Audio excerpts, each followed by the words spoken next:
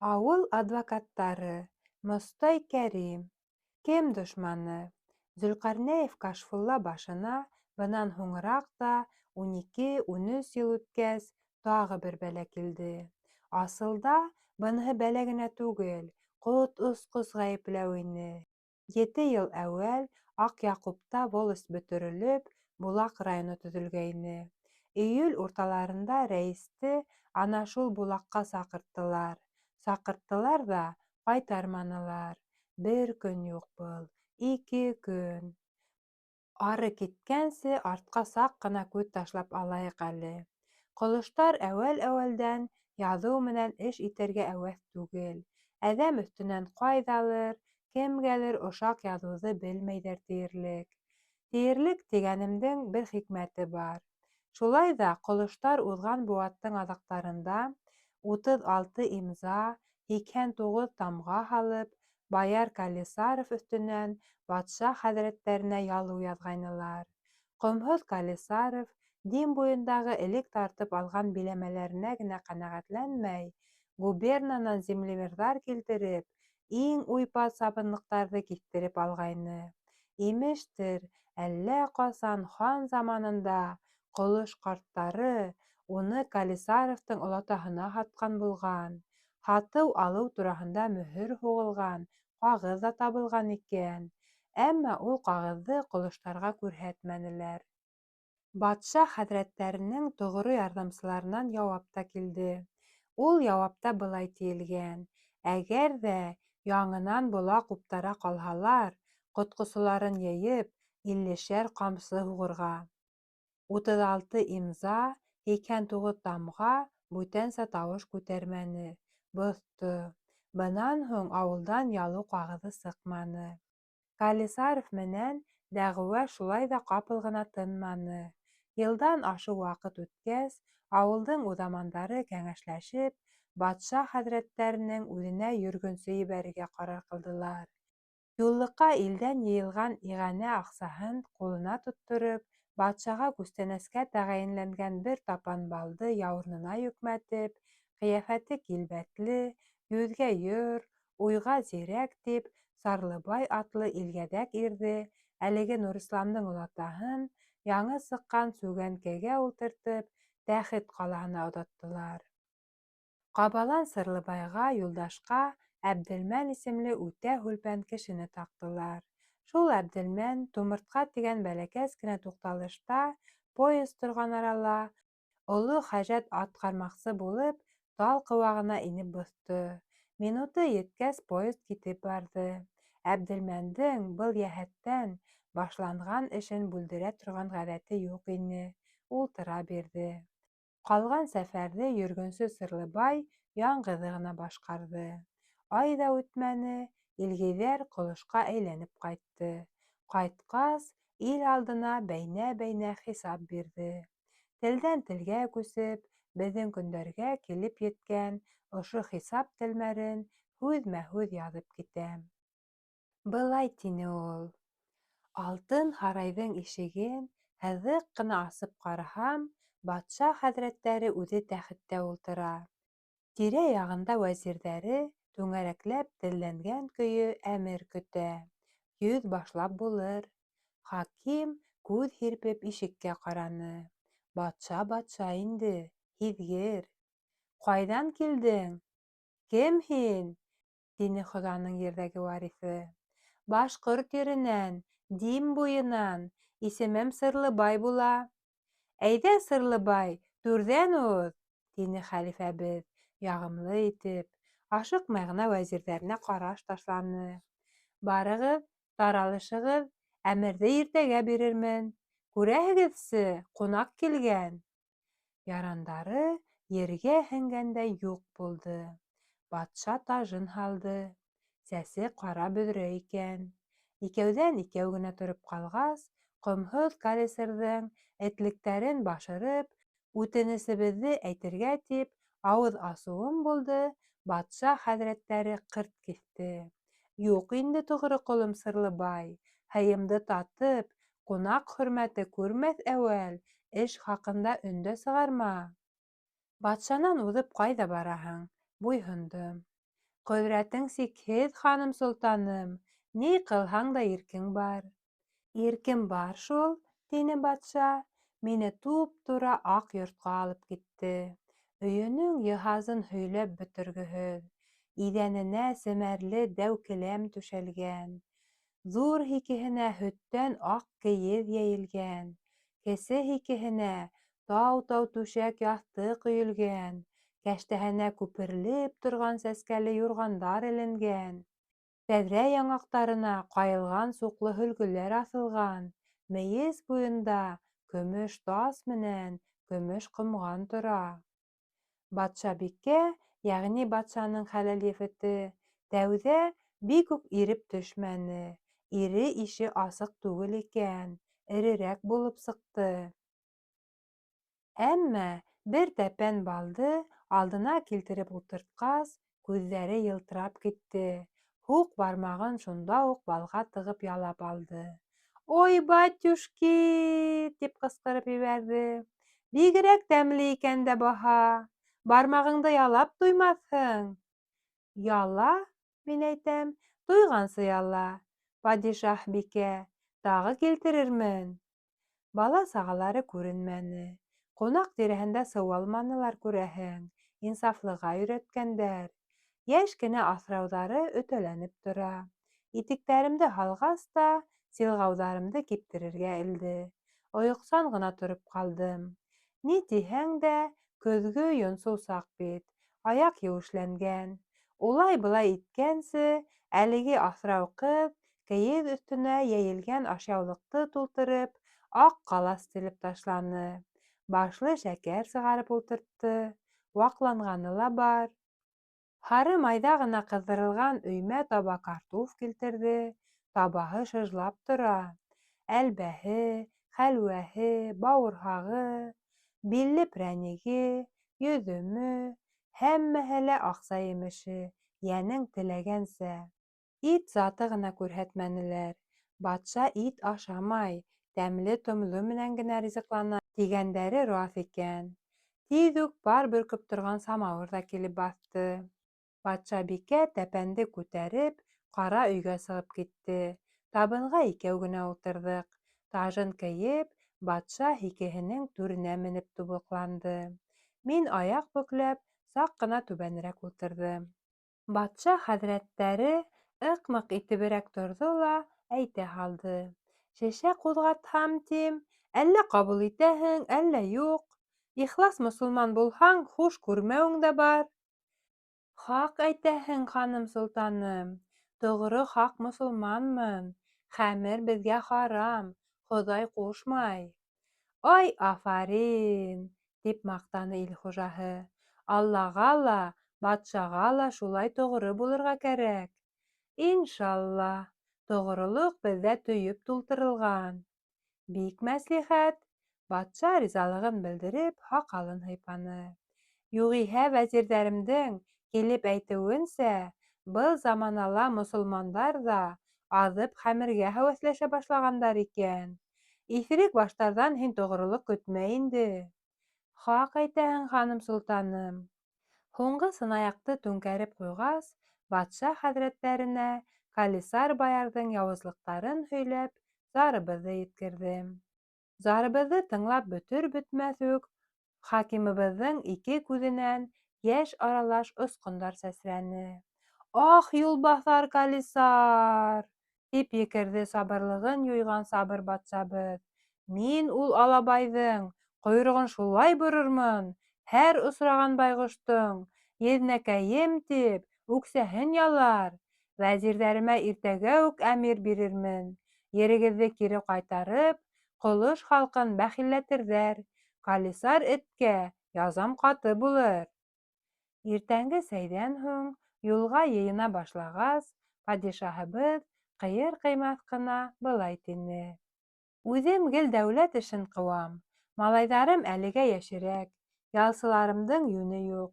Анау артҡы яҡҡа ташып ауҙарған утынды бысып өйөр инең. Ямғырға инеп киткәнсе кибә торор. Берәр ялсым ярҙамлашыр.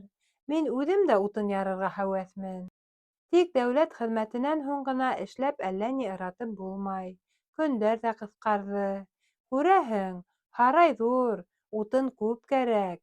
Һин ҡунаҡ, бойороп әйтмәйем. Һин ил атаһы, бойорорға ла хаҡың бар, тинем. Башҡарырмын. Быға яуап итеп, батша баяғы вәғәҙәһен тағы ҡабатланы. Ул иманһыҙ комиссарҙың иманын уҡытырмын әле, баш-баштаҡ. 4 көн тигәндә, 10-15 йөк утынды бысып, ярып, һарайҙың артҡы яғына терәп, 2 рәт итеп өйөп тә ҡуйҙым. Дөрөҫ, йыбытҡыраҡ бер ялсыһы булышты. Мин китер алдынан батша хәҙрәттәре бойоғоп хушлашыу һүҙен әйтте. Йә, бәхил бул, тоғро ҡолом. Хеҙмәтеңә ниндәй баһа ҡуйһам да аҙ булыр. Йәнемде ярып бирер инем, йәнһеҙ йәшәп булмай, үҙемә ғәзиз. Бына һиңә өйҙә кейеп, кейеҙ өҫтөндә генә йөрөй торған быймамды бирәм. Ҡәҙерләп тотһаң, 100 йылға етер. Ул миңә яңы ғына төп һалынған ҡыҙыл билле бер пар һары быйма һондо. Бына ошоларҙы. Ҡыуанысымдан ауыҙ тултырып рәхмәт тә әйтә алманым. Батша хәҙрәттәре ҡапҡа төбөнә саҡлы килеп, оҙатып ҡалды. Мин китә биргәсерәк тауышы ҡыуып етте. Ҡолоштарға минең сәләмемде күндер. Батша сәләме ни еттегә эләкмәй ул.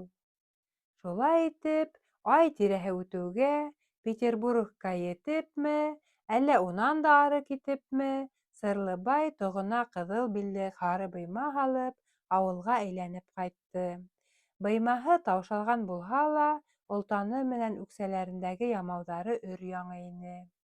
Ҡар төшөп өлгөрмәһә лә, батша бүләген кейеп, ул ил алдына килеп баҫты һәм арттырмай ҙа, кәметмәй ҙә хисап бирҙе. Сыҡмаған әмерҙе, батша төшөрөлгән сөкөттө халыҡ. Бер ҡатлы ҡолоштар сыҙамлыҡҡа мохтаж түгел ине. Батша ҡолағас, улар ошондай һөҙөмтәгә килде. Беҙҙе алдағаны өсөн батшаны Аллаһ уҡты, тинеләр. Хакимдан алдараҡ донъя ҡуйған Сырлыбайға шик тә төшмәне. Сөнки ул үҙенең батша хәҙрәттәренә барыу мажараларын торған һайын тәмләберәк, тасуирлабыраҡ һөйләне. Кешеләр уға торған һайын нығыраҡ ышанды. Ышанырлыҡ булғас, ышанаһың инде. Һуңынан асыҡланыуынса, падишаһ Сырлыбайҙы күсере итергә лә үгетләп ҡараған икән. Тик йөргөнсө илемде һағыныуға сыҙай алмам тип ҡайтып киткән. Юғиһә, ейәне Нурисламдың Петербургта донъяға килеп, Петербургта ылау сабаһы икән. Бәләкәс саҡта малай олатаһынан был хаҡта ҡат-ҡат һөйләтеп, һәммәһен дә күңеленә һеңдерҙе. Һүҙ һөйләгәндә Сырлыбай һүҙҙәрен былай ғына һөйләмәй, епкә теҙеп, иҫбе урынына тарта ине. Ниндәйҙер яман телдәр шул заманда уға батша күсере тигән ҡушамат тағырға маташып ҡараны. Ҡушамат йәбешмәне. Саф ғәрәбәгә туҙан ҡунамы һуң? Ҡунмай, әлбиттә. Хәтерегеҙ һау булһа, онотмағанһығыҙҙыр. 40 йыллап ҡолоштан яҙма ялыу сыҡманы. Былтыр ҡыш Хәсәншә исемле бер берәҙәк ситтә йөрөп шымарып ҡайтты. Әлеге байғош әйтә икән: кеше өҫтөнән яҙғандың 100-ҙән 5-е дөрөҫкә сыҡһа, шул еткән. Ҡолоштан сыҡҡан бер генә имзалы икенсе яҙма ошаҡты башҡортсаны руссаға бутап, теге берәҙәк маташтырҙы. Кәшфулла өҫтөнән ине ул. Уға үҙ ваҡытында ла, һуңғараҡ та ҡамсы һуғыу түгел, бармаҡ янаусы ла булманы. Ҡалған 95%-та берәүҙең дә эше юҡ ине. Кәшфулла ауылдан сығып китеүгә 3 тәүлек тигәндә Ҡорбанғәле иртән эшкә барышлай Нурисламға һуғылды. Был көндәрҙә Нурислам бүҫере ҡуҙғалып яфалана ине. Малай саҡта атаһы менән ылау йөрөгәндә, көсө етер-етмәҫ көйө, ауыр тоҡтар күтәреп, бүҫер сиренә һабышып ҡалғайны. Кисә ҡапҡалы ауыҙында, һуңғы кәбәнде ослағанда ярһып китеп, оло өйөм бесәнде ос һәнәге менән ҡайырып алып, өҫкә, Оста торған кәбән оҫтаһы Ҡорбанғәлегә ырғытыуы булды, бөгөлдө лә төштө. Бына хәҙер ята аһ-ваһ килеп. Кәшфулла ғәйеп булды бит, нимә ҡылабыҙ? — тине Ҡорбанғәле, һикелә һуҙылып ятҡан ҡорҙашына. Нурисламдың күҙҙәре һүрелеп, ирендәре күгәреп, былай ҙа тулы биттәре елһенеп киткән, ныҡ интеккәндер, күрәһең.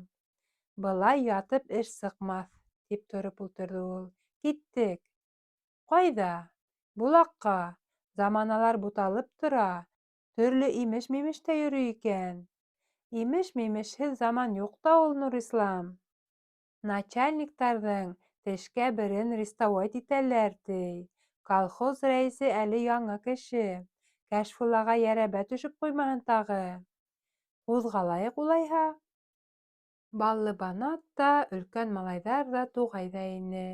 Ваҡ балалары уйында. Юлға аҙыҡты үҙҙәре йүнәтте. Тоҡҡа 2 түңәрәк икмәк тыҡтылар. Баллыбанаттың сәй шәкәрлек булыр тип, һатыр өсөн 3-4 көн йыйған 2 тиҫтәнән ашыу йомортҡаһын ҡаҙанда бешереп алдылар. Сепрәк киҫәгенә тоҙ төрҙөләр. Нурислам хәлдә барынса бөхтә генә кейенеп алды. Һабантуйҙарҙа ғына донъя күрә торған ҡара буҫтау салбар, күн ботинка һандыҡтан сыҡты. Кәшфулланыҡына оҡшаған киң тирәсле зәңгәр фуражка сөйҙән төштө. Алмаш күлдәк кенә табылманы. Ҡорбанғәле шул сабаталы, кейеҙ эшләпәле көйө аҡ буйлы ҡыҙыл ыштанында китеп барҙы. Кейем алмаштырыр өсөн генә ҡайтып, Көмөшбикәгә иҫәп-хисап биреп торғоһо килмәне. Ул бөгөн кесаҙна тип эшкә барманы. Ире ҡайтыуына мунса яғып, бутҡа бешереп тормаҡсы булып ҡалды. Урамға сыҡҡас, Нурислам күрше ҡарсыҡҡа әйтеп китте.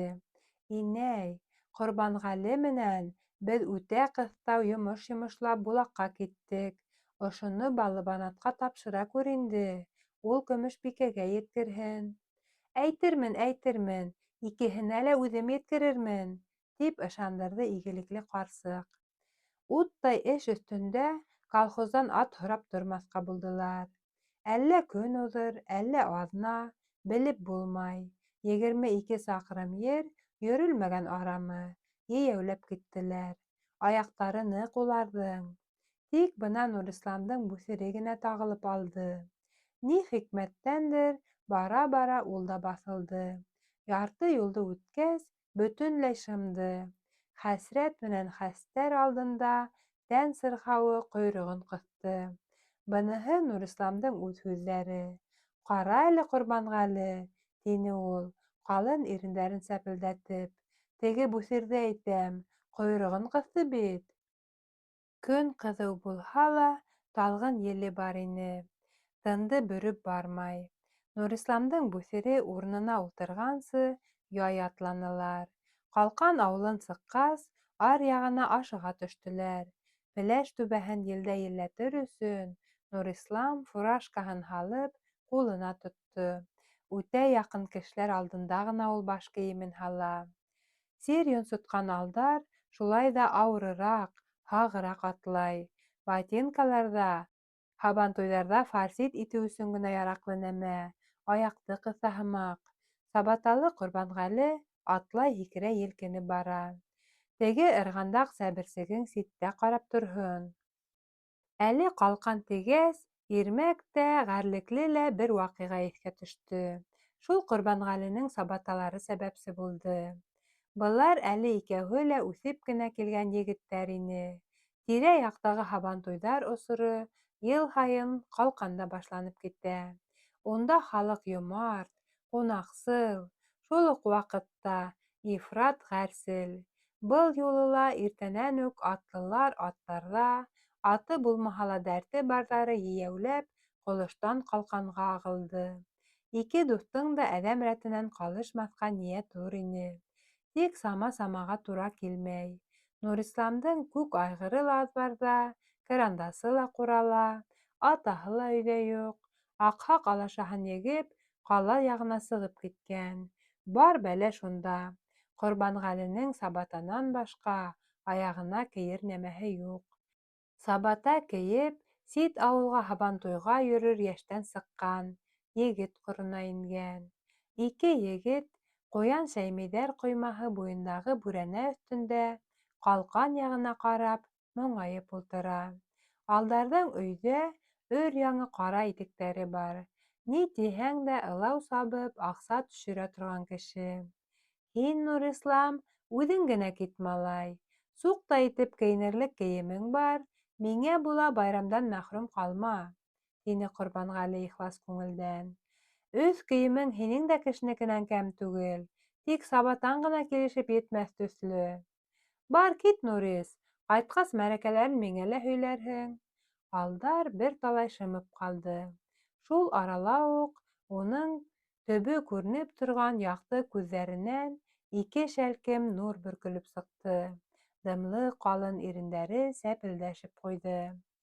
Ну, малай, башта инде үҙемдә, — тип шапырынды маҡтаныуҙың тәмен дә татымаған Нурислам. Таптым әмәлен. Бына нисек итәбеҙ? Нисек? Күк айғырҙы егәбеҙ, эйеме? Кырандасҡа күп итеп бая сабып алып ҡайтҡан анау үләнде һалабыҙ. Минең яҡ итектең һулын һин кейәһең, уңын мин үҙем. Ҡалған аяҡтарға һинең сабаталарҙы бәйләйбеҙ. Сабаталы аяҡтарҙы бесәнгә күмеп ултырабыҙ, итеклеләрен ситкә һәлендерәбеҙ. Кырандастан төшмәй генә һабантуйҙы бер-ике рәт әйләнеп, күреп ҡайтырбыҙ. Шәпме?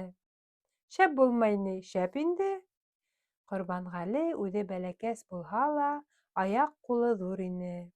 Итек менән сабата икеһенә лә таман булды. Нурислам әйткәнсә килештереп, кырандастың артына ҡырын һөйәлә биреп, яңы итектәрҙе һәлендереп, күк айғырҙы бейетеп, һабантуй майҙанына килеп инделәр. Майҙанды бер уранылар, ике уранылар. Һабантуйға ситтән килгән аттарын, сбруйҙарын һәм үҙҙәрен күрһәтеү өсөн шулай ат бейетеп майҙан әйләнәләр. Ҡалҡан егеттәре тәүҙә быларҙың арғымаҡтарына иғтибар иттеләр, аҙаҡ үҙҙәрен дә шәйләнеләр. Өсөнсө ҡат урап сыҡҡанда айғыр алдына 3 таҙа егет сығып баҫты. Туҙғаҡ оло башының түбәһенә генә ҡайылған түбәтәй кейгәне асыҡ йылмайып йүгәндән эләктереп алды. «Әй, егет! — тине Нурисламға төбәп. — Атың да, үҙең дә оҡшаны беҙгә. Әйҙә ҡымыҙ эсергә рәхим ит. Ҡустыңды ла ҡалдырма, беҙҙең табын анау сатырҙа.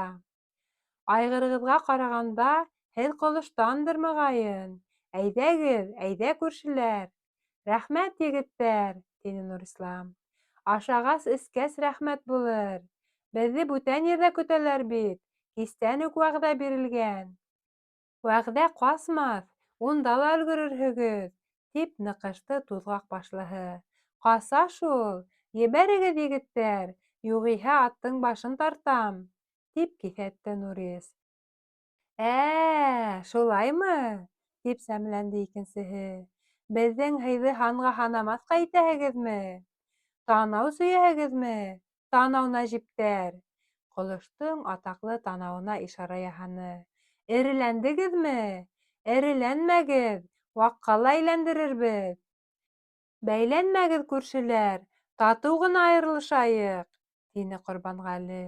Уның ҡалын көслө тауышын ишеткәс, тегеләр ҡайҙан сыҡты был тауыш тип һиҫкәнеп китте. Ҡорбанғәленеке генә икәнен белгәс, оторо үсегә төштөләр. Әйткәнебеҙсә, үтә ғәрселдәр ошо ҡалҡандар. Кырандастан йә үҙегеҙ төшәһегеҙ, йә һөйрәп төшөрәбеҙ. Ҡайған түбәтәйле туҙғаҡ баштың шулай тип әйтеүе булды, быларға өсәүләп килеп тә йәбештеләр. Хатта Нурис тиклем Нурис юғалып ҡалды. Дилбегәһен тартып, айғырына билдә бирергә лә өлгөрә алманы.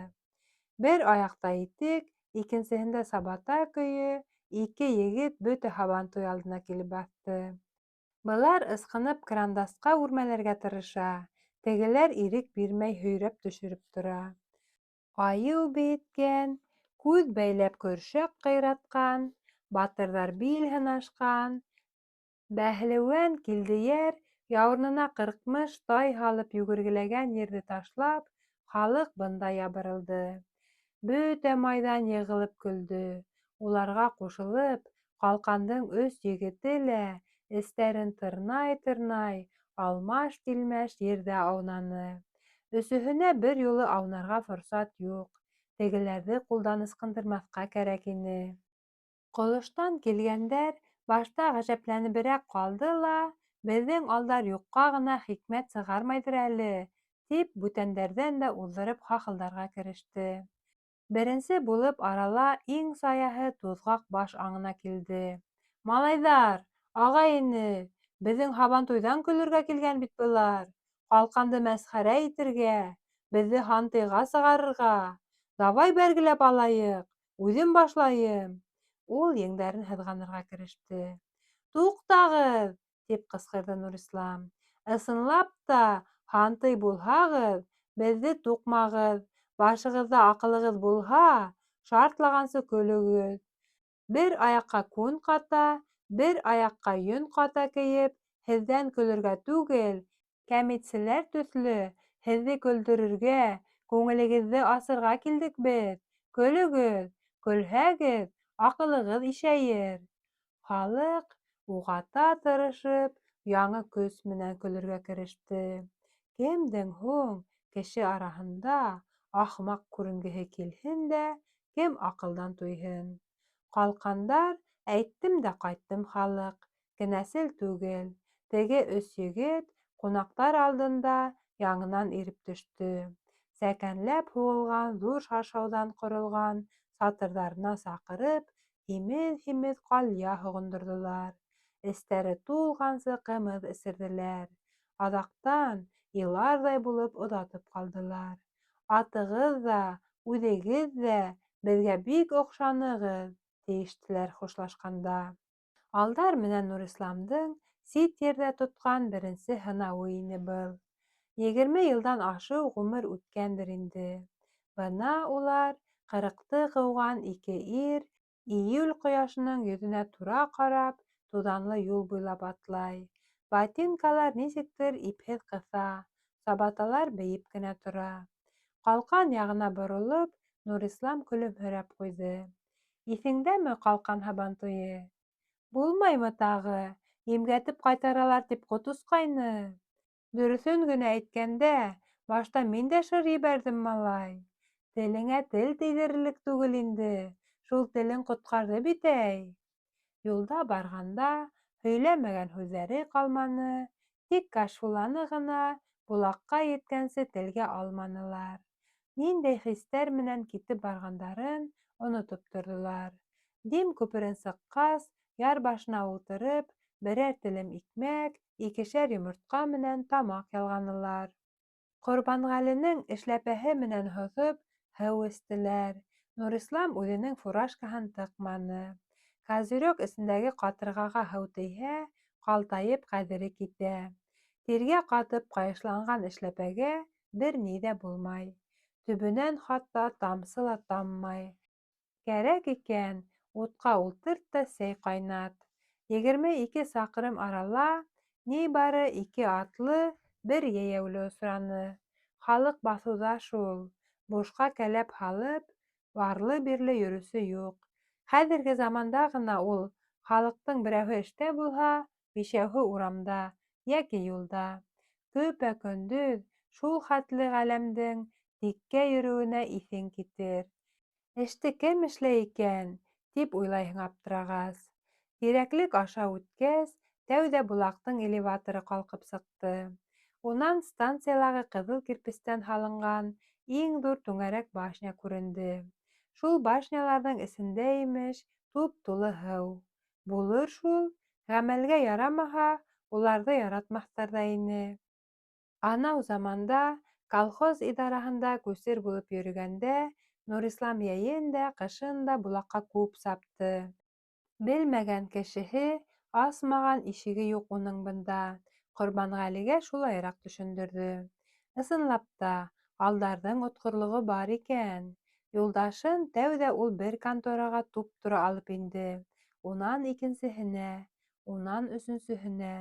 Һәр урында улар һорағанға бер төрлө генә яуап бирҙеләр. Юҡ, белмәйем. Ә һорағандары шул ине: «Ҡолоштоң силсәүите Зөлҡарнәев Кашфулланы белмәйһегеҙме? 3 көн инде Булаҡҡа киткән еренән ғәйеп булды. Ихтимал, бер нәмә ишетелгәндер». 4-нсе конторала оло ғына йәштәге ҡатынға тап булдылар. Нурислам был юлы туп-туранан ярҙырҙы: «Беҙҙең силсәүит Кәшфулла Булаҡтан әйләнеп ҡайтманы. Приставнай булманымы икән тип ҡурҡып килдек. Илдә сыуалыш киткән икән тип ишеттек». Тыштан тыныс күренгән ҡатындың ҡапыл ҡобараһы осто, аҫҡы ирендәре ҡалтырап ҡуйҙы. Кисә һау-сәләмәт эшләп йөрөгән начальниктары бөгөн эшкә килмәне. Телефондан шылтыратып, билдәһеҙ берәү хәбәр итте: «Көтмәгеҙ». Ҡатын ҡуш бармағы менән ирененә баҫты. Был ымды Нурислам аңланы. «Өн сығарма» тигән һүҙ ул. Беҙ инек, беҙ 12 ҡыҙ инек» тигән уйынды уйнағанда өндәшмәҫ өсөн шулай иренде ҡаплайҙар. «Анауында инеп ҡарағыҙ», тип бышылданы ҡатын. Урам ашаһындағы бейек болдорло, асыҡ зәңгәр тәҙрәле, ыҡсым ғына йортҡа ишара яһаны. Юлсылар дөрөҫ һүҙгә төштөләр. Зәңгәр тәҙрәле йортта НКВД вәкиле ултыра ине. Ҡояш кискә ауышып барғанда, бер пар итек менән бер пар сабата һарыға буялған бейек болдорға менеп баҫты. Тура бәреп керергә ҡыйыулыҡ етмәне. Тәүҙә бер аҙ тапанып торҙолар. Ләкин ошонда бөтөнләй ебеп ҡалһа, Нурислам булмаҫ ине. «Үҙебеҙҙең Сауит илендә үҙебеҙ ҡурҡып торабыҙмы? Әйҙә, Ҡорбанғәле!» Унан тағы бер ишекте һағыраҡ тартып эскә уҙҙылар. Өҫтәл артында нимәлер яҙып ултырған кеше башын күтәрҙе лә бер-береһенә бөтөнләй оҡшамаған 2 һыңар бер пар әҙәмгә ҡарап шымып торҙо. Шешеңкерәк ҡабаҡ аҫтындағы йонсоу күҙҙәргә башта ғәжәпләнеү, унан ризаһыҙлыҡ сыҡты. Тора-бара унда ниндәйҙер миһырбанлылыҡ сағылып ҡалды. Был икәүҙең ҡиәфәте уның асыуын килтереүҙән бигерәк ҡыҙыҡ күренде. Эре кәүҙәле, елһенгәнерәк тулы йөҙлө, һоро френч яғаһынан бүҫелеп сыҡҡан йыуан муйынлы, яҫы маңлайлы был ағай Урманов ине. Уның күҙгә ташланып торған 2 билдәһе бар. Береһе һул яңағын ашанан-аша үтеп, кескәй генә матур ҡолағына барып тоташҡан, ситтәре йыртҡыланған иҫке яра эҙе ине. Икенсеһе ҡара сәсендә тап маңлай уртаһынан түбәнгә табан һуҙылған ҡуш бармаҡ киңлеге ап-аҡ буй ине. Ат булһа, уны ҡашҡа тейерҙәр ине. «Йә, ни йомош?» — тине бүлмә хужаһы. Уң ҡулының итләс һуҡ бармағын бөкләп, күҙен ыуып алды. Тауышында ҡыҙыҡһыныуҙың әҫәре лә юҡ ине. «Беҙ Зөлҡарнәев Кашфулланы эҙләйбеҙ». Нурислам саҡ ҡына алға уҙа бирҙе. «Эҙләһәгеҙ һуң, эҙләй бирегеҙ. Ҡолоштоң силсәүите ул, беҙҙең ҡорҙаш, 3 көн әүәл ошонда Булаҡҡа китте лә юғалды. Юғалһа, эҙләгеҙ, Булаҡ ҙур». «Эҙләнек инде, бүтән ерҙә юҡ, может, ағай, һин беләһеңдер», — һүҙгә Ҡорбанғәле ҡушылды. Сибек кенә әҙәмдең күкрәгенән сыҡҡан ҡалын тауышҡа теге ғәжәпләнеберәк ҡалды. Тик быны һиҙҙермәне. «Белмәйем, мин бер ниндәй ҙә Зөлҡарнәевте белмәйем». Урманов тауышын күтәрә төштө. «Мәжлес ошонда тамам. Вәссәләм». Күркәм генә башланған әңгәмәне шулай шартлатып өҙмәле, начальник иптәш, тип ялбарҙы зирәк Нурислам, эҙгә баҫҡанын тамам аңлап. «Беҙ йыраҡтан килдек бит. Килһәгеҙ, китерһегеҙ ҙә, буталып йөрөмәгеҙ бында». Ул башын эйеп ҡағыҙҙарға төбәлде. Тегеләр күпмелер ара ҡуҙғалмай баҫып торҙолар ҙа сығыр яҡҡа ыңғайланылар. Ишек төбөнә еткәс, Нурислам артына боролоп теләктәр теләп ҡалды. «Һау булып тор, хуш бул, аяҡ-ҡулың һыҙлау күрмәһен». Урманов өндәшмәне. Тик уның Аяҡ быуындары сәнсешеп ҡуйҙы. Ул байтаҡтан бирле инде быуын тире менән яфалана. Бите елһенеүе лә шунан. Аяҡ-ҡулың һыҙлау белмәһен, ти. Белмәҫ бында. Ҡарап тороуға бер мәжнүнгә оҡшаған, күҙҙәре хәйләһеҙ, әммә уларҙың бер тылсымы ла бар. Мин уны ҡыуып сығарам, ә ул миңә ихлас теләк теләй. Әле әүәл заманда казак ҡамсыһы арҡаһын телгеләгән, һуңыраҡ колчак шрапнеле уң яңағын умырып алған, бот төбөндә баҫмасы дробын йөрөткән был кеше хискә буйһоноп, йомшарып ҡала торғандарҙан түгел ине. Ғөмүмән, ул ихтыярҙы нығыта торған ҡурҡыу тойғоларҙы ғына иҫәпкә ала. Күңел нескәлектәренә бирелеп, ебеп төшөү уға хас түгел. Ундай ебеп төшөүҙе бүтәндәрҙә күрһә лә, һарыуы ҡайнай. Тәбиғәте менән шәфҡәтһеҙ ҙә түгел, тик ул ҡаты рухлы, шәфҡәтһеҙ заман улы. Ошо ҡаты рухлы заман улы ярты төндә эштән ҡайтҡанда ла, таң алдынан башын мендәргә терәгәс тә, Нурисламдың хәйләһеҙ һоро күҙҙәрен, ябай теләктәрен хәтерләне. Аяҡ-ҡулың һыҙлауһыҙ булһын. Ысынлап та, ул бөгөн аҙыраҡ һыҙланды. Яҡтыра башлағас, бөтөнләй тынысланып, бер тына, татлы ғына йоҡлап та алды. Был төн үҙе лә мәшәҡәтле булманы. Нурислам менән Ҡорбанғәле был төндө Булаҡ станцияһының бер мөйөшөндә ҡаҡ иҙәндә иҙелеп йоҡлап үткәрҙе. Ни ваҡыт булғандыр, ҡулына кәрәсин фонары тотҡан кеше быларҙы төрткөләп уятты. «Тороғоҙ, поезығыҙ килә!» — тине. «Ниндәй поезд? Бөгөлмәнекесе?» «Бөгөлмәнеке!»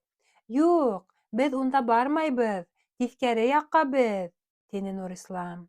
Шунда уҡ икенсе ҡабырғаһына әйләнеп, йоҡлап китте.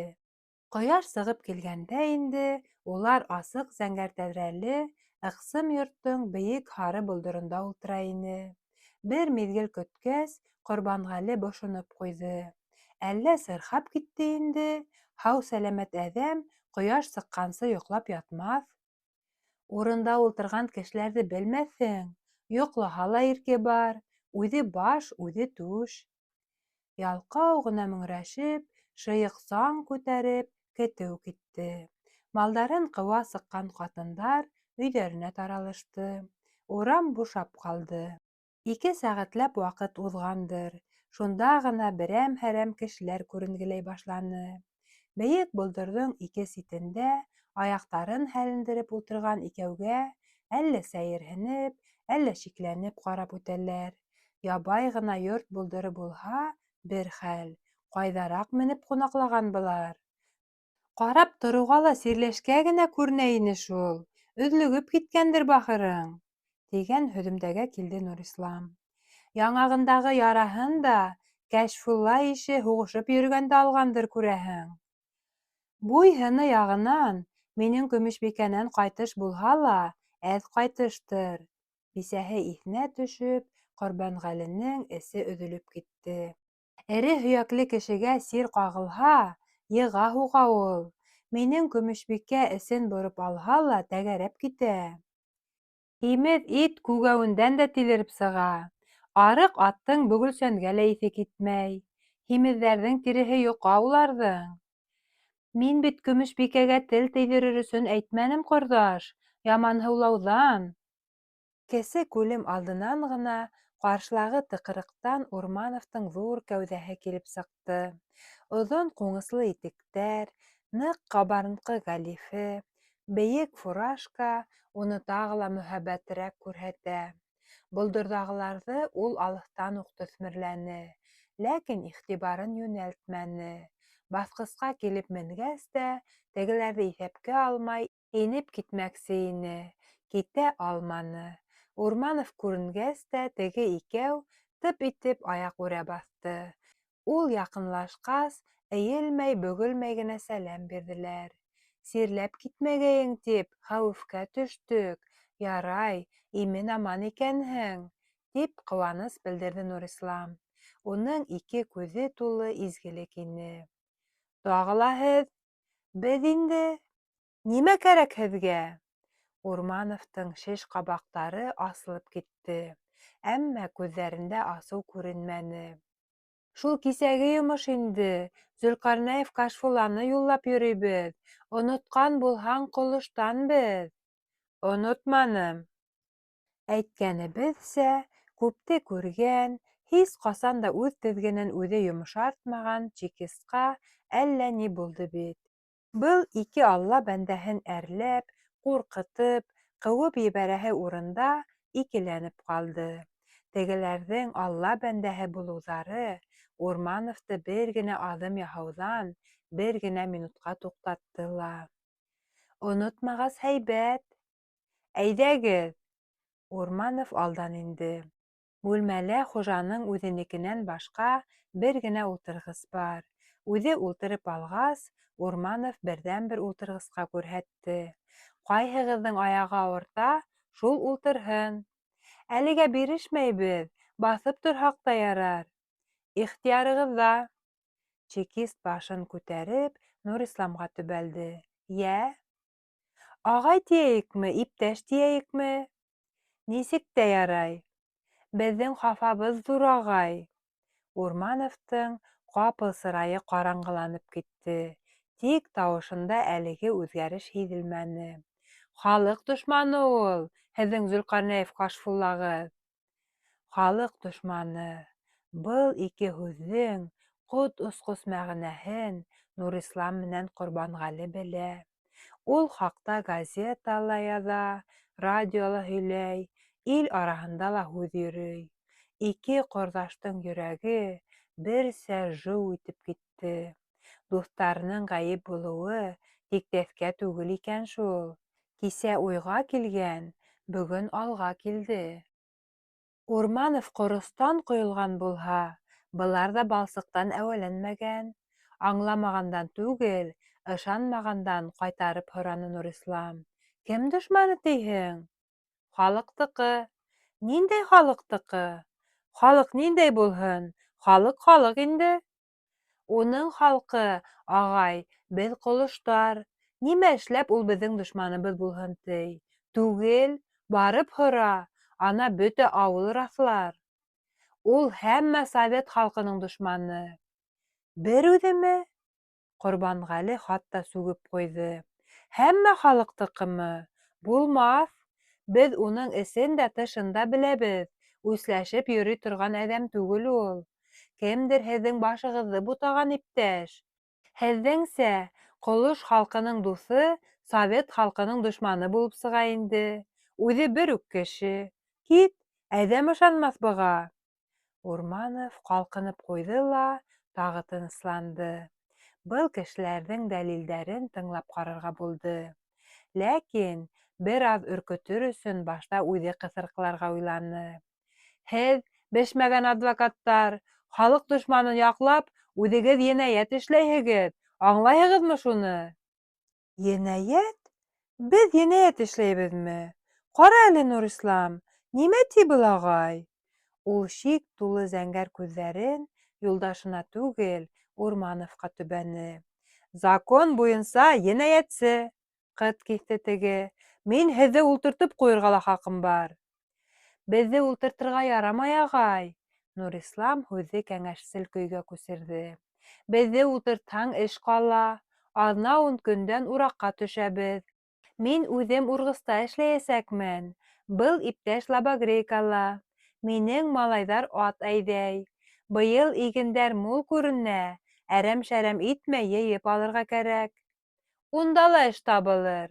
Урманов эйәге менән ҡайҙалыр ишара яһаны. Ундағылар үҙ эшен эшләһен. Бында беҙ үҙебеҙҙекен башҡарайыҡ, иптәш. Кешенең бер ҡатлылығына Урмановтың иҫе китеп ултыра. Арҡа терәп һөйләшкән булалар. Арҡа терәрлек заманмы ни? Наҙан менән иҫәр генә быны аңламаҫ. Былар бөтөнләй үк хәйләһеҙҙән дә түгел, әммә бер ҡатлылар, күренеп тора. Юғиһә, үҙ ихтыярҙары менән уның алдына килеп баҫмаҫтар ине. Ғәйеплене түгел, хатта шик аҫтына эләккәнде яҡларға, ҡурсаларға баҙнат иткән кешене хәтерләмәй Урманов. Әлегәсә ундайҙар осраманы. Ә был ике шомбай алды-артты ҡарамай үҙҙәренекен ҡайыра. Ҡыҫҡаһы, иҫәрҙәр. Тура һүҙле иҫәрҙәргә ул миһырбанлыраҡ ҡарай, ә бына татлы телле ҡуштандарҙы ене һөймәй. Һин беҙҙең турала һөйләп, ҡәҙерле ваҡытыңды заяға үткәрмә, тип кәңәш яңыртты Нурислам. Беҙгә мөһөрө-ние менән рәйесебеҙҙе ҡайтарып бирһендәр. Ул халыҡ дошманы, статьяға эләгә. Дошман да дошман, тапҡан дошман. Нимә өсөн һуң ул аҡтарға ҡаршы һуғышып ҡан ҡойған? Нимә өсөн һуң Сәүит юлында нисәмә йылдар йөҙөп эшләп йөрөй? Нурислам ҡыҙып китеп, ҡапыл фуражкаһын һалды. Ярлыларға таяныс, зарлыларға йыуаныс, яҡшыларға шәфҡәт ул, яуыздарға дәһшәт ул. Беҙ ҙә дошмандың кем икәнен беләбеҙ. Ил талаған, әҙәм рәнйеткән кеше дошман була. Ана Төлкө Мөхтәй, теге саҡта дөрөҫ олаҡтырҙылар уны. Ә ҡараҡ Моратша һуң, төрмәгә инеп тә бөтмәй, килеп тә сыға. Ниңә сығаралар ул шаҡшыны? Бына кем ул дошман? Урманов борсолмай ҙа, асыуланмай ҙа. Сабыр тыңлап ултыра. Эстән үҙе ниндәйҙер еңеллек һиҙә. Шуға үҙе ғәжәпләнә. Бер саҡ ҡапыл аңлап ала. Быуындар һыҙлауы билдә бирмәй икән дә баһа. Нурисламдың һирәк-мирәк сәс аша тимгел-тимгел ҡыҙарған дымлы түбәһен күргәс, Урмановта ҡыҙғаныуға хас тойғо әҫәре уянды. Икенсе көн ошонда уралалар. Файҙа эҙләп түгел, үҙҙәренә ғәҙеллек, хәҡиҡәт юллап йөрөйҙәр булыр. Йәғни үҙҙәренең хәҡиҡәтен. Ниндәй көсһөҙ ул хәҡиҡәт замана алдында. Миңә дөрөҫлөктө иҫбат итеү бурысы тапшырылмаған, енәйәт иҫбат итеү вазифаһы йөкмәтелгән. Ә был икәү миңә ҡамасаулай. Чекист башынан ошондайыраҡ өҙөк-өҙөк уйҙар үтте. Ул үҙ хеҙмәтендәге ҡағиҙәләрҙе боҙоп булһа ла, быларға Зөлҡарнәевтең нимәлә ғәйепләнеүен асыҡларға булды. Эйе, ни сәбәптәндер шулай ниәт итте.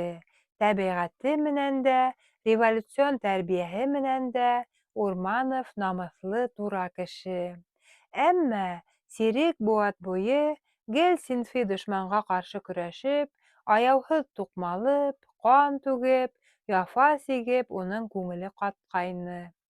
Синфи уяулыҡ тойғоһо ваҡыты-ваҡыты менән синфи шөбһәгә әйләнде.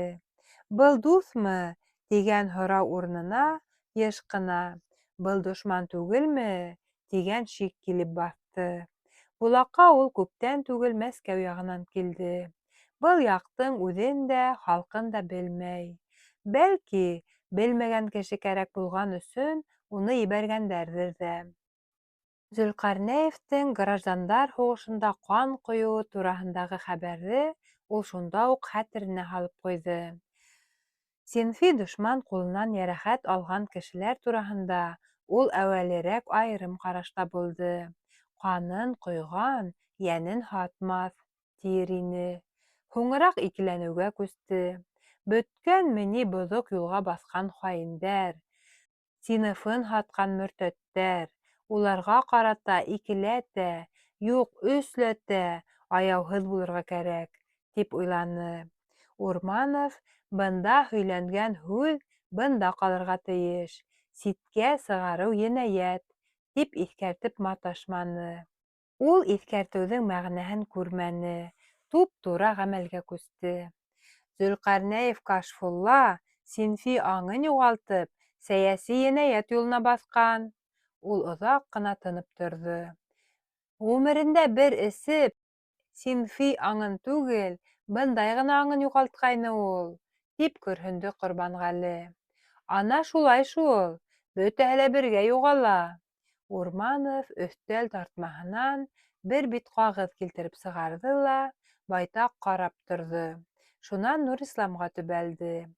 Һин бында ярлыларға таяныс, зарлыларға аяныс, яҡшыларға шәфҡәт ул, яуыздарға дәһшәт ул, тип ҡобайыр йырлап бирҙең. Ә мин һеҙгә хәҙер бүтән йырҙы йырлайым. Мөхтәсим тигән сәүҙәгәр менән элегерәк ҡосаҡлашып эсеп йөрөгәнме? Йөрөгән. Шуның өсөн тегене кулак яһап, илдән һөрөүгә теш-тырнағы менән ҡаршы сыҡҡан. Был бер. Дин әһеле. Ул ҡағыҙына тағы күҙ һалды. Дин әһеле Ҡотлояр мәзинде, йәнә 3 кулакты ҡанат аҫтына алып, яҡлап ҡалған. Синфи көрәштең иң ҡыҙыу ваҡытында коммунист башы менән партияның сәйәсәтенә ҡаршы сығып, дошман йырын йырлаған. Һатлыҡ йән ул. Был 2. Партия һәм халыҡ бөгөн килеп шундайҙар менән иҫәп-хисапты өҙә. Аңлашылдымы? Юҡ, аңлашылманы. Нурислам фуражкаһын батырып кейҙе. Һеҙ үҙегеҙме, ағай, әллә анау ҡағыҙығыҙмы төптө бушты һөйләй. Бына Ҡорбанғәле әйтһен. Мин үҙем дә шыуҙырғылайым. Атаҡлы алдаҡсыларҙы ла беләм. Әммә был тиклем дә сәүесһеҙ яланы, иманһыҙ ялғанды ишеткән дә, күргән дә юҡ ине әле. Бөтөнләй аптырашта ҡалдыҡ, тип ҡеүәтләне Ҡорбанғәле. Урманов сабырлығын йыйҙы.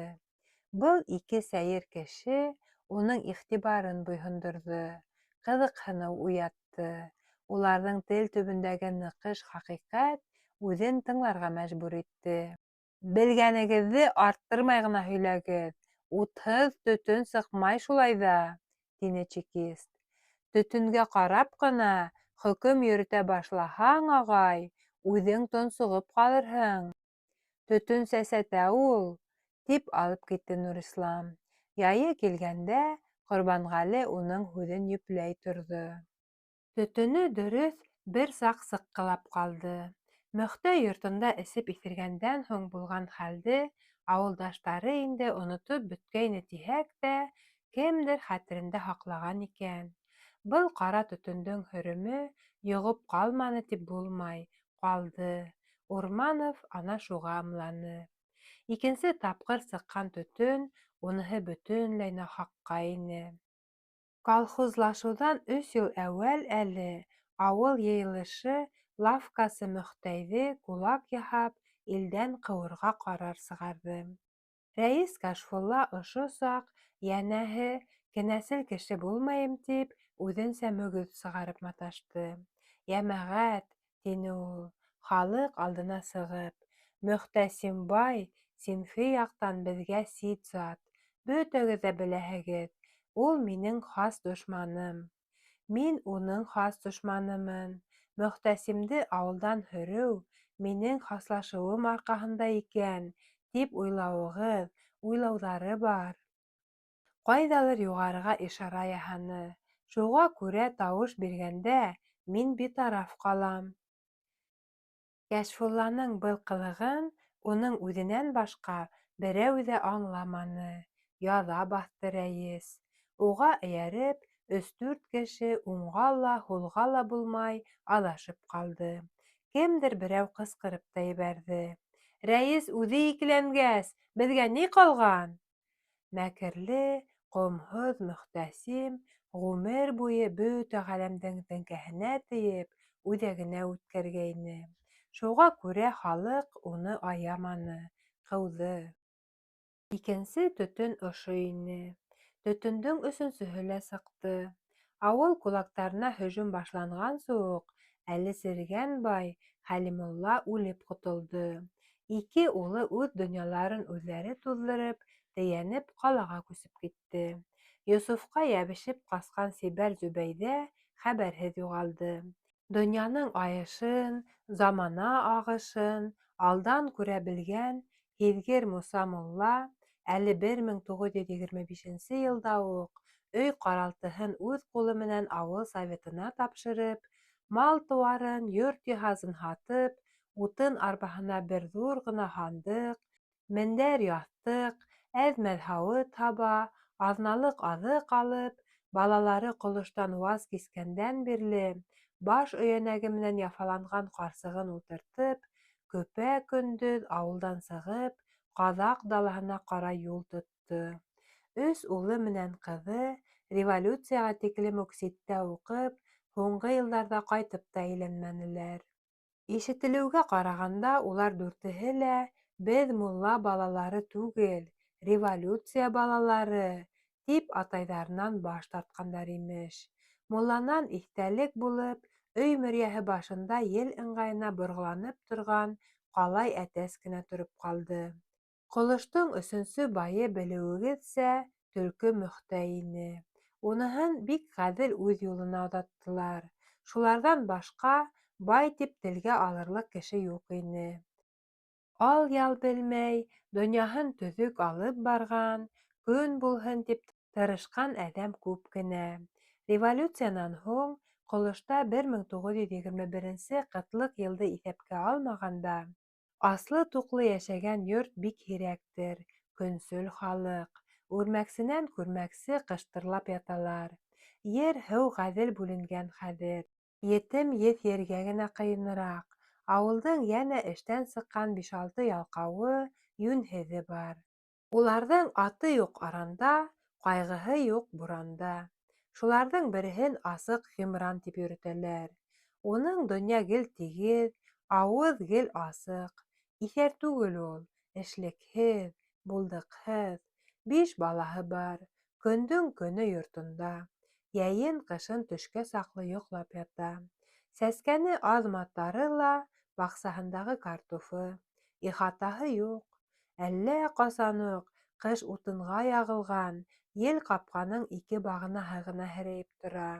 Ул бағаналарҙың төбөнә лә балта сабылған, тик үтмәҫ ҡорал киҫеп сығара алмаған.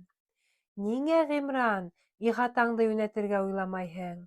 Беҙ ҙә булышыр инек», — ти уға 2 яҡ күршеһе.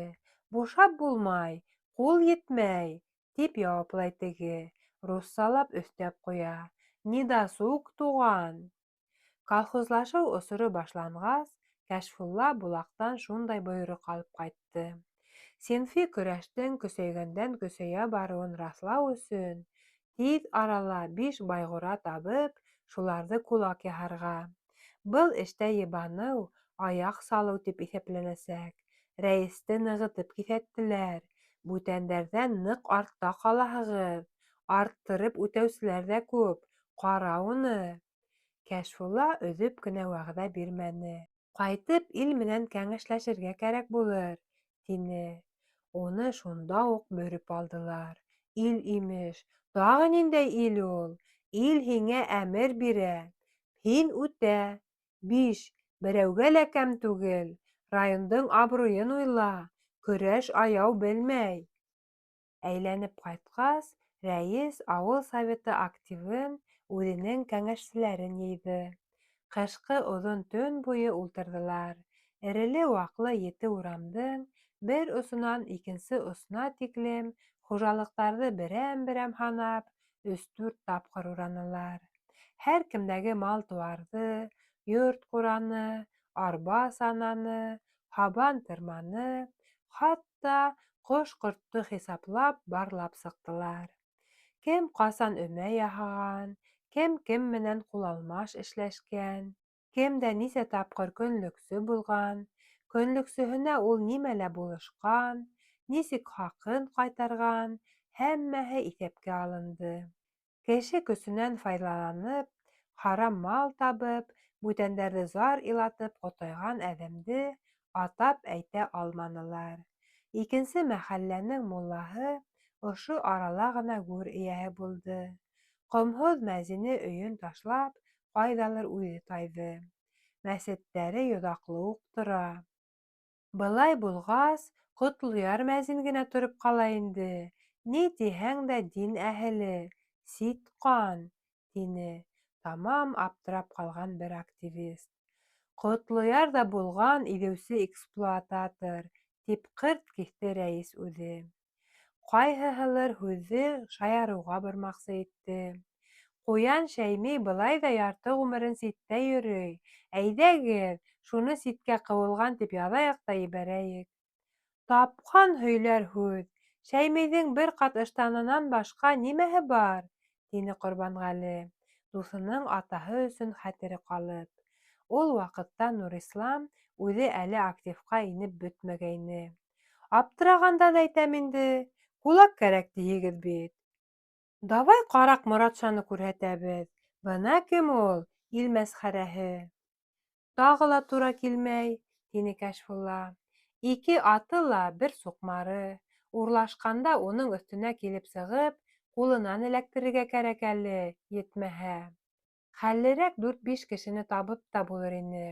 Совет заманы, ер тигеҙләп, аяҡ-ҡулға ҡеүәт биргәс, ул эшсән кешеләрҙең хәләл көсө менән тапҡан самалы малдарын нисек тартып алмаҡ кәрәк тә, ҡалай итеп үҙҙәрен хафаға һалмаҡ кәрәк. Һәр кемдең тормошо күҙ алдында. Берәү ҙә йәшерен йәшәмәй. Әгәр ундайҙарҙы ҡыйратһаҡ, кем һуң хеҙмәт эйәһе тип аталырға тейеш була? Кемгә таянып, мин колхозда кешене эшкә өндәргә тейешмен? Асыҡ Ғимран менән ҡалайсы Ғилметдингә таяныпмы? Кем ышаныр миңә? Рәйес башынан бына ошондайыраҡ уйҙар үтте. Асылда был теүәлләнеп бөткән уй ҙа түгел, эске һиҙемләү ине. Байтаҡ тымып торғандан һуң, Кәшфулла ошондай һөҙөмтә яһаны. Ғәҙеллекте алға һөрәйек, ағайыны. Ғәйепһеҙҙе ғәйепле яһап, дуҫты дошманға сығарып, ерле юҡҡа әҙәм ояһын туҙҙырмайыҡ, янып торған усаҡтарҙы һүндермәйек. Был һүҙҙәрҙе ул аяҡ үрә тороп әйтте. Уның ҙур кәүҙәһенән төшкән шәүлә бөтә стенаны ҡапланы. Колхозды башлап ебәреү өсөн беҙгә көстәрҙе уҡмаштырырға, ышанысты берләштерергә кәрәк. Иртәгә йәнә булаҡ сабырға тура килер. Ошо бергәләп беркетелгән кәңәште етәкселәргә әйтеп бирергә кәрәк булыр. Булаҡта Зөлҡарнәйевте ныҡ ороштолар, ныҡ янанылар, уңға тайпылыуҙа ғәйепләнеләр. Әммә үткән йылдар эсендә Кәшфулла үҙен тырыш, күндәм, булдыҡлы рәйес итеп, тура уйлы, тура һүҙле кеше итеп танытҡайны. Шуға күрә уға туранан-тура шик ташламанылар. Уңға тайпылыу тигән ҡурҡыныс ярлыҡты фәһем биреү өсөн генә сәпәнеләр. Бар ҡайт, бөтәһен дә яңы баштан башла. Бер аҙым да артҡа сигенеү юҡ, тинеләр. Ҡайтҡас, ул яңынан башламаны.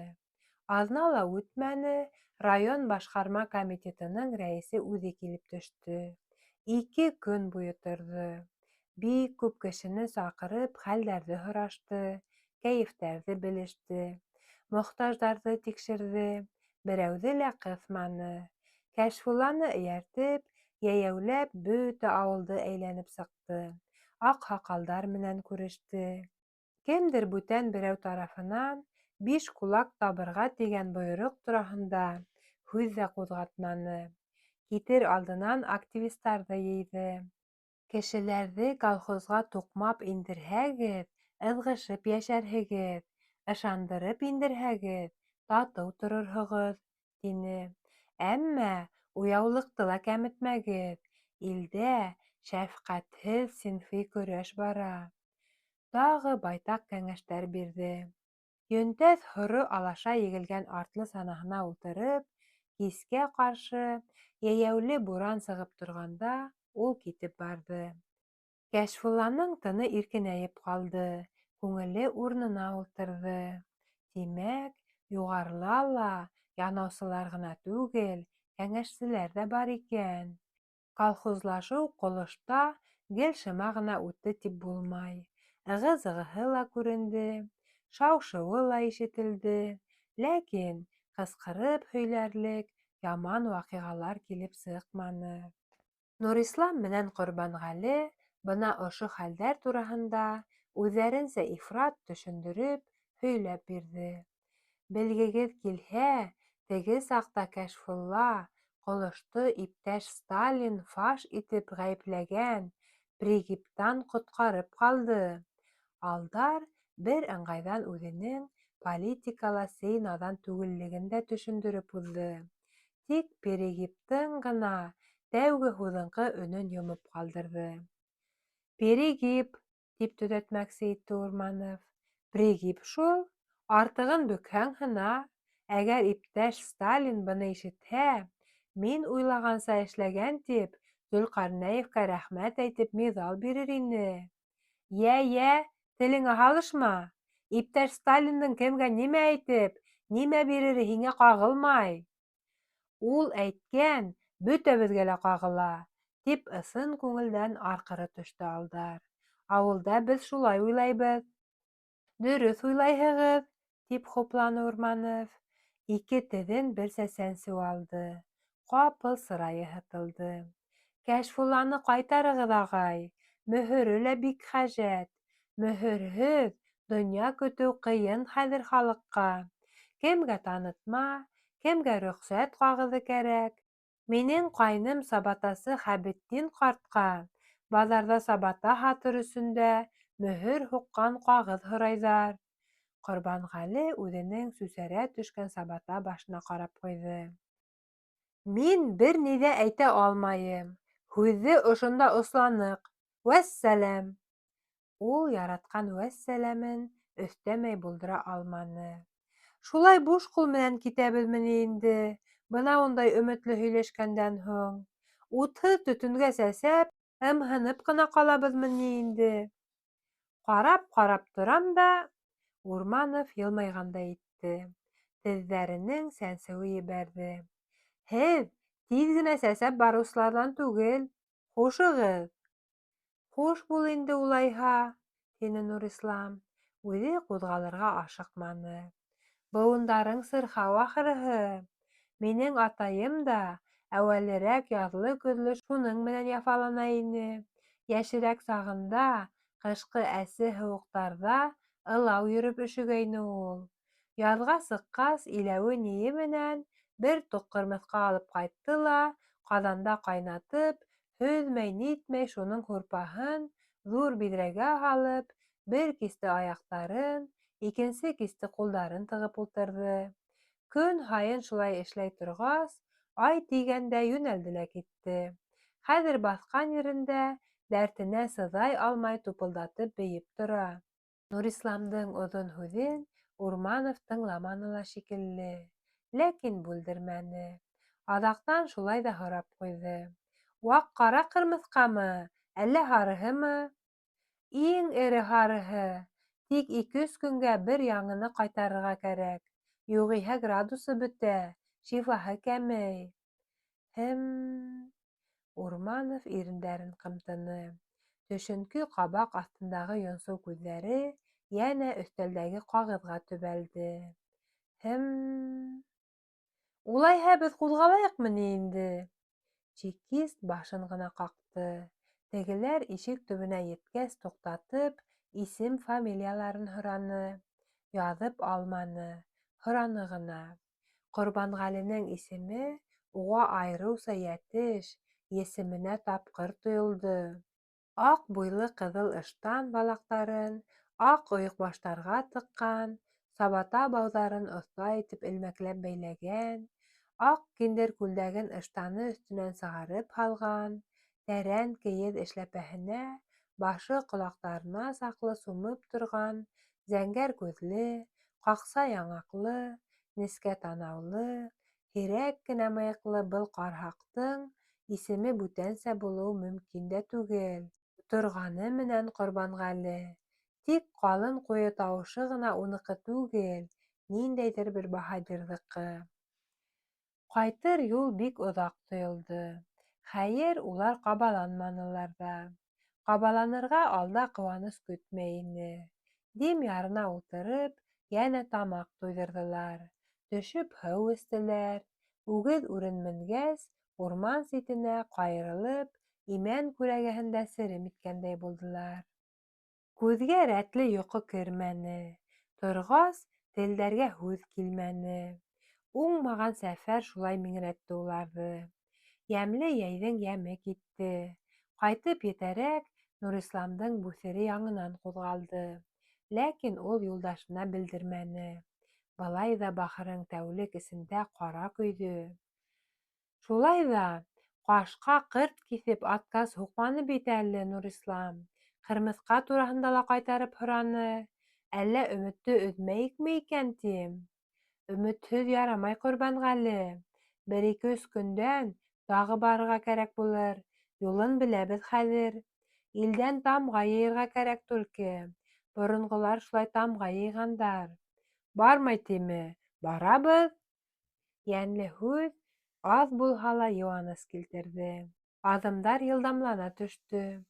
Киске шәфәҡ һарыһы һүнә башлағанда ауылға ҡайтып керҙеләр. Хәрәкәттә бәрәкәт тип юҡҡа әйтмәгәндәр. Йөрөп ятыу әрәмгә китмәне. Нурислам менән Ҡорбанғәленең килеүе Урмановты юҡ тиһәң дә ғәмгә һалды. Зөлҡарнәевтән ул бәйнә-бәйнә һорау алды. Уның яуаптары адвокаттарҙың һөйләгәненә тап килеп торҙо. Кәметмәне лә, йәшермәне лә. Ғәйепләүсе ғәйепләнеүсегә бүтәнсәрәк, ҡолош кешеләренсәрәк ҡарарға тырышты. Һуңынан да уйланы чекист. Оҙаҡ уйланы һәм хәл итте. Сөнки Кәшфулла яҙмышын ул әле дөйөм шарламаға ташлап өлгөрмәгәйне. 2 көндән мөһөрө һәм штампеле менән бергә Раис ҡайтып төштө. Дөрөҫлөк бар икән, тигән һөҙөмтәгә килде ул.